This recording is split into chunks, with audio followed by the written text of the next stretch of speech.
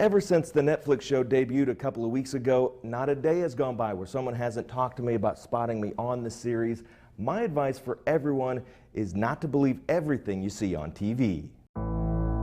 Painting a picture of a corrupt sheriff's department willing to plant evidence in a murder case, making a murderer, is a one-sided look at the flaws in the nation's legal system.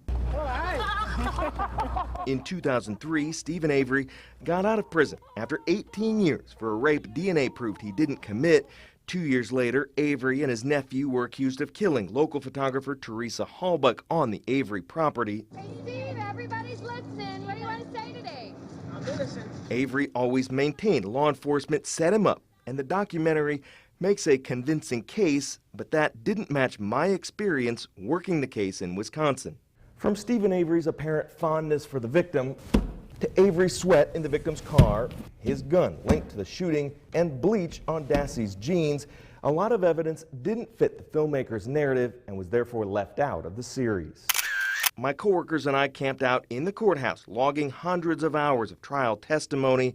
Unlike Indiana, Wisconsin allows cameras in courtrooms. Be honest. You went inside, didn't you? Yeah.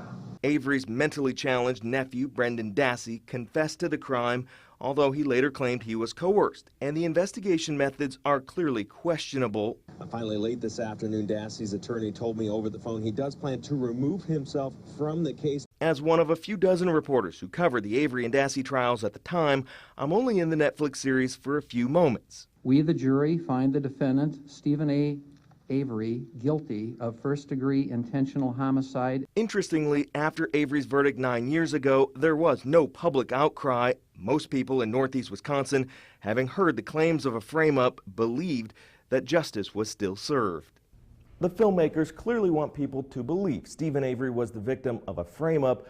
I personally don't agree, but I do encourage everyone to do their homework. You can be upset. You can ask the president to pardon the suspects, but at least do it with all the facts. Jesse Wells, Fox 59 News.